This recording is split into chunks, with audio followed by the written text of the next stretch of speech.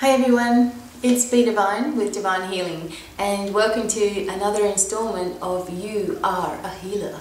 And I hope you have been enjoying this series, and I bring it to you from the heart. I really want you guys to realize that you are a healer. You were born that way, and so many people are just beginning a practice of their own, or they're wanting to step out in energy healing, and they may have 1,000 certificates, they may not have any certificates, and neither of those things matter. What is going to make the difference in your life and in the world of healing is you believing in yourself. If you don't believe in yourself and what you can do to help facilitate a healing with somebody else or even yourself, if you don't believe, it is not going to work. It is just not going to work. And instead, what you could do without knowing it really is place a negative energy on the whole situation.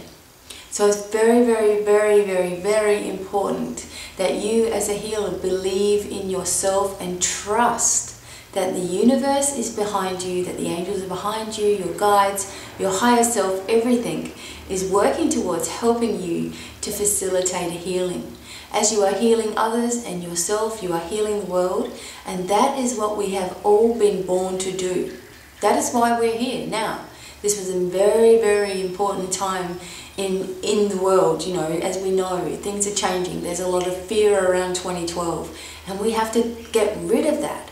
I personally don't fear anything about 2012. I'm actually excited for it all to be over, actually, and for this year to be completed, and people to realize that nothing bad happened at all.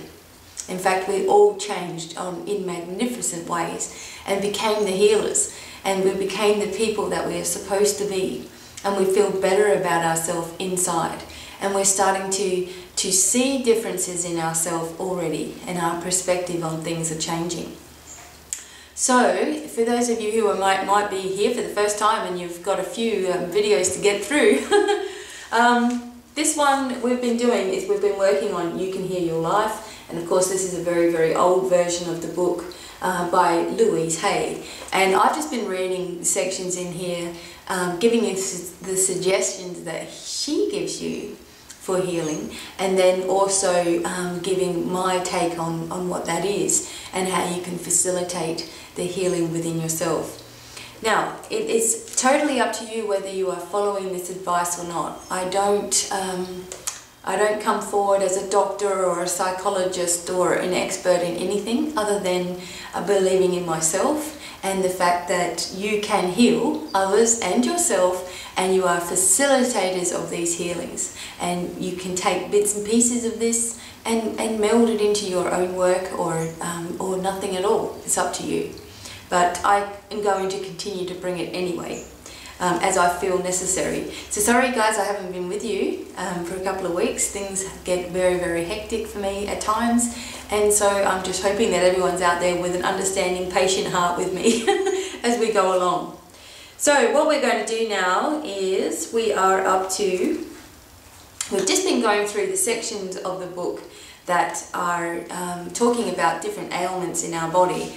And this might happen for yourself or happen for clients. And so instead of reading you the entire book, which is lovely, I could do that if you really like, I've been going through bits and pieces of the A to Z of ailments in the body, and I will help you, we'll work through each one as we go along. Obviously we won't work through everything because we'll just be here for 50 years, but we'll go through it as best we can. Now, I just wanted to read to you this little affirmation that you can say to yourself. This is just the start of something, and I opened straight to this page, so I figure I'll just read that to you. In the infinity of life where I am, all is perfect, whole and complete.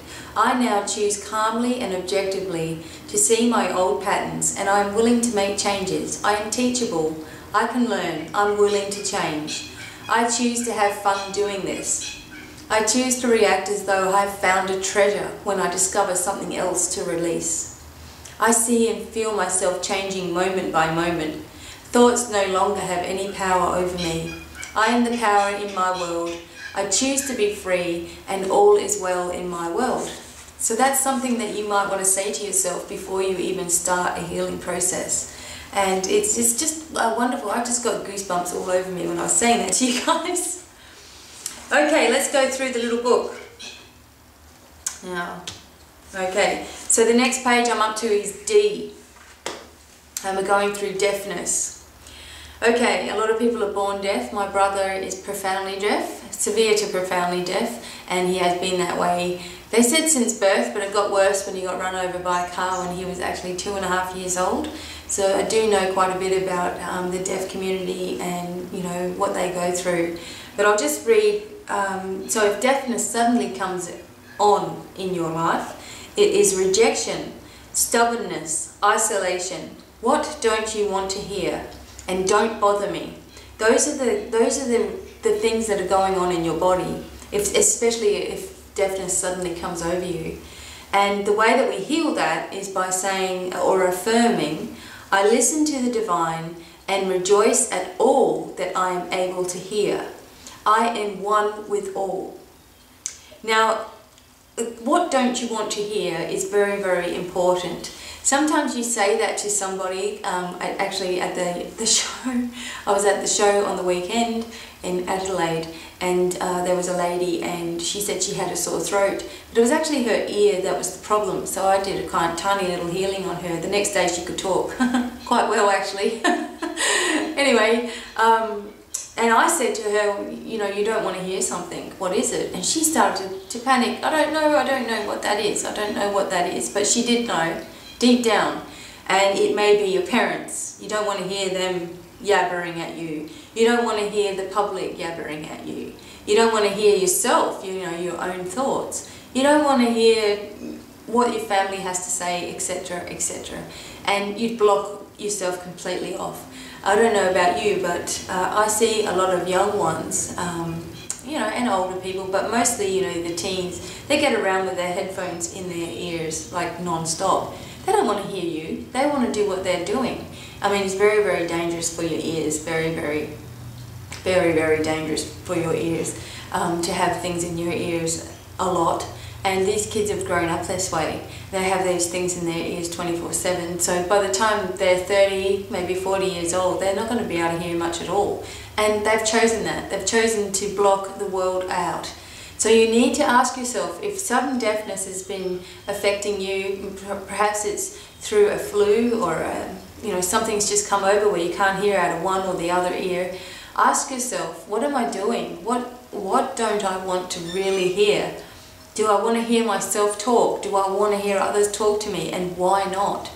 Getting down to the base of problems is never what you think it is at first. When you start really digging deep in yourself and you take yourself back, you know, further back in life, there'll be incidents where you haven't wanted to hear something.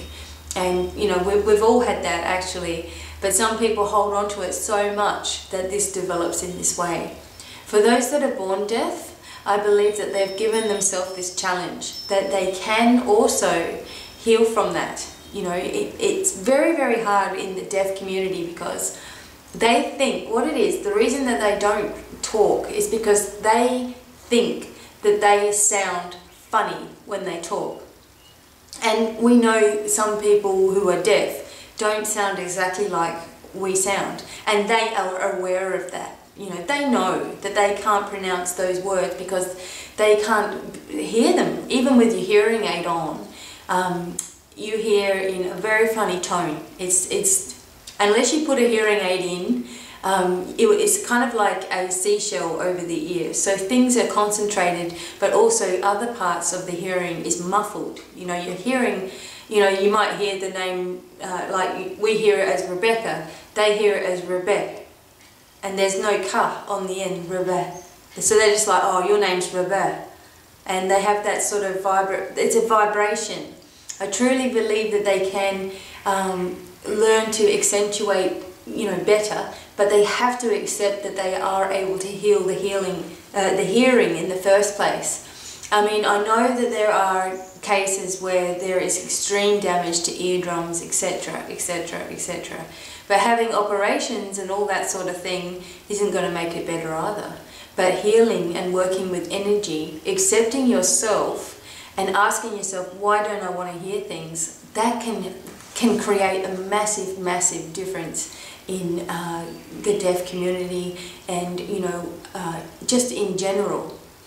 You know, this works for anybody as well. So my brother himself, I actually gave him a smoky quartz crystal, a really, really dark one, and he also has an amethyst crystal. So the two sort of ground each other. One helps the other one, you know, one helps you feel calm, one helps you feel grounded. And there was deep healing in the smoky quartz actually. So he is very, very stubborn, which is what it says here, and he fears rejection. And in fact, he's very, very negative about himself at times. So he goes, I'm ugly, I'm this, I'm that, and you know, you try to stop that. But it's just instilled in his mind. But he is getting better with his hearing, and I have been doing a lot of distance healing. Mind you, he has been severe to profoundly deaf since he was 2 years old. He's now 27 years old, so that's a very, very long time. So listen to the divine, rejoice at all that you are able to hear, and believe that you are one with all. So that's just a little bit about deafness. Now, diabetes, this is the next one.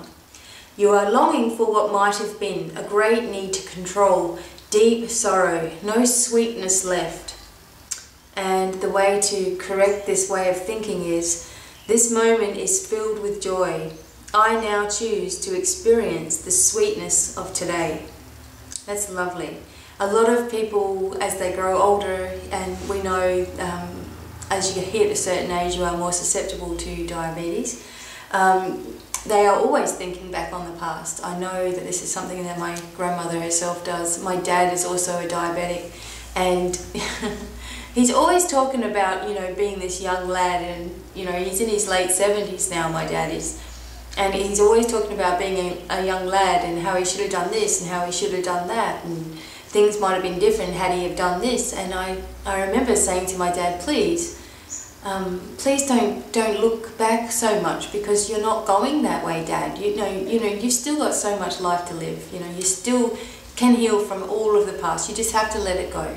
And Dad, you know, he has this fear of letting go of that. It's like that's the thing that keeps him going in life, is those memories. So it doesn't mean that you have to let go of everything that you've ever wanted in your life. It doesn't mean that. But it means you have to stop thinking that you've done something wrong for your life to be the way it is today. You know, choose life today. Choose to change what you're doing today. Facilitate the healing in those lower levels of your subconscious. And you know, ask for this area to be cleared and to be shown why you are always looking back on the past, why you feel like a failure so much. And I think there's not one person that doesn't feel like they've made mistakes in life, or feel bad for something that happened, or wish that they'd changed. But nothing could be how it is today without all of those things happening to you and with others around you. It all had to be that way so that you could come to the point you are today.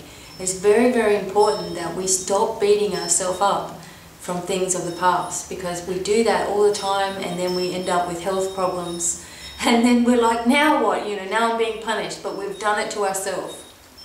So, you know, the moment is filled with joy. I now choose to experience the sweetness of today. So just for today, be, you know, happy and kind to yourself, and try to do that each day. So you say to yourself, just for today, I am going to do this. Just for today, I'm going to do this.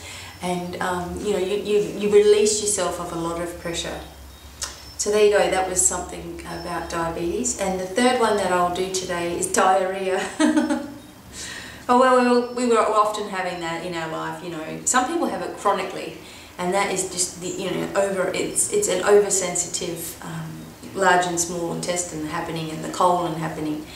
But the diarrhea is fear. Again, we're always getting to this fear thing, rejection, and running off. So how many people run away from issues, or run away from true love even? Oh my goodness, that happens a lot. I'll talk about that in a moment. And the way that we can change this, the new thought would be, my intake, assimilation and elimination are in perfect order. I'm at peace with life. Now, the fear and rejection. So you know, you fear rejection. It just goes together as well. And this is another reason why people run away, especially from responsibility. Now that can be in jobs or relationships, you know, home life. But especially I've seen relationships, you know, I've seen some of the greatest loves, you know, in couples. And, you know, when they are in the face of love, and it means that they're ready to take the next step in their love life. So whether that means married or moving in together or becoming a serious commitment, 9 times out of 10, it is the male that will back away. Now, the women can do it as well. I'm not just picking on the guys here. But in my experience through doing readings, you will find that a lot of men are only going to be ready to settle down and get married and all of that sort of thing when they're ready. If you force this along and, you know, you want this to happen more than anything, then they will run away. Even though they know that you're the best thing that they're ever going to get, they're going to run away. I've seen girls do this, very, very independent ladies who are looking for something in particular, and lo and behold, they fall in love with somebody that they weren't expecting to happen. They know that this means that you know, this person is waiting for them to make the commitment. They are ready for that commitment with the person. And what happens is that, you know, the lady or the man starts thinking too far ahead. What if they leave me? What if they cheat on me? What if I'm not happy? What if, and they find all these excuses to not be there, then they just leave. So running off, you know, and they're going to have problems with their gastro system. So whether it's diarrhea or in some cases just vomiting or feeling ill. Because they're always rejecting, they're always fearful of the future, and they're always just running away from any type of responsibility. Sometimes it's in jobs, positions, you get offered a management position, you run away from it. You don't want to do that. You don't want all that responsibility, because that would mean too much time away from home and this and that. And, you know, you've worked out all the reasons why it's not possible for you to do that. This is what happens in relationships as well. They've already worked out all the things that could go wrong, and so they don't want to take that chance, and so they just take off. It happens a lot, and you know, it's sometimes they come back years later and work it out again, and away they go. Sometimes they just use that as an experience in life, and later on in life they may settle for somebody that they weren't even in as much love with as they were that other person, but they've settled for that person. It's a very, very sad thing. Fear and rejection, running away from responsibilities, fearing the worst in life. We damage ourselves so much from doing that. We need to learn that we are limitless beings, and that we need to accept that, yes, some stuff will happen to us in our life, and if it does, it is there to teach us things. It is there to bring us lessons. It is there to bring us knowledge. But most of the time, things are good in our life. You know, we have things to look forward to. We've got to make things to look forward to and feel an expectation of joy and happiness in our life and in our future, instead of expecting everything to just happen badly, you know. If we want to break free from bad things in our life happening, we need to make it so in our mind first. Your mind is the only thing that is going to get you out of any situation in your body. And people say, but how do I do that? With work. It takes work to change the way that you have felt or you have thought your entire life. It takes work. It takes a willingness to want the greatest things that you can have. It takes the willingness to believe that you are completely worthy of these wonderful things. It takes an acceptance of your entire self, looking at yourself in the mirror and going, you know what, you are brilliant just how you are. You know, you are wonderful just how you are. Anything else is just an enhancement to how wonderful you are. And it doesn't matter what you look like physically, because you are judging yourself on what other people look like. And, you know, we all do it. We all hold ourselves up to some sort of particular standard. We have to stop that, because that is wearing us down. We're getting worn out over all these other people, and it doesn't even matter anyway. You know, every single person, even the most glamorous movie star in the world, can't get their life together either. They're always comparing themselves to other movie stars, or they should have done this, should have done that, shouldn't have married this particular person, and you know, they don't think of themselves as all that. I mean, some of them do. You know, good luck to them that do. But everybody has this competition going on. We all do it. And this is something we need to really release from our heart and mind, you know, and it does take work to do that. It is an instant thing when you are asking the universe and you are asking the angels and guides to help you to change your way of thinking. It is an instant process that they stand beside you and they help facilitate. But you personally as a soul have to do the work in order to free yourself from these shackles that you put yourself in. You know, instead of saying, I hate my body, I hate the way I look in the mirror, you know, say, I love you, body, you know, but the things it's time now that some things shift here now. You know, I really love you, but, you know, you just got to go, stomach. You know, that stomach's been hanging around too long. You know, ask for inspiration about ways to change your physical self, if that's what it is. Do facial exercises to make your face look more beautiful. Try natural products and get rid of all the chemical things that are damaging us. You know, just try natural therapies. Work on energy. Believe that you can do this. Please believe it.